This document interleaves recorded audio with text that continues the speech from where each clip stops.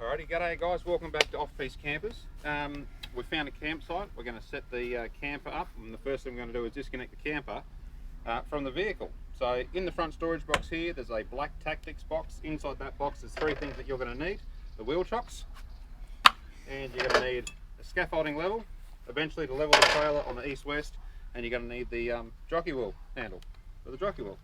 So the first thing we're going to do is set the park brake, which is now set on number 3, and Sarah, thanks Sarah, is going to whack those chocks in the driver's side wheel. There is a little bit of a sloping down to the driver's side, so it's not a bad idea to throw those chocks in.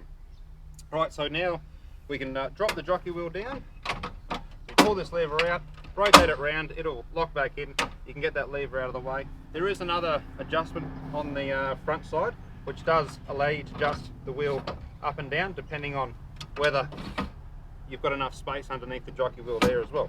I tend for this ground here, a couple of inches is not too bad, so we can leave it set on the metal setting. Put the handle on, and all I do here is I wind the jockey wheel down just until it just touches the ground. So now that's down, it's touching the ground, we can disconnect the Anderson plug. That just pulls out, there's a little holder for it. It slides in quite nice and neatly. We'll disconnect the 7-pin harness, which also connects into your 12-pin if you have a 12-pin on the vehicle. We can grab the scaffolding level, we can whack that little buddy there for later, and then we can take the lock off the safety pin. So this little lock, it's in the box, you don't have to use it if you don't want to, but it is there to be used if you do want to use it.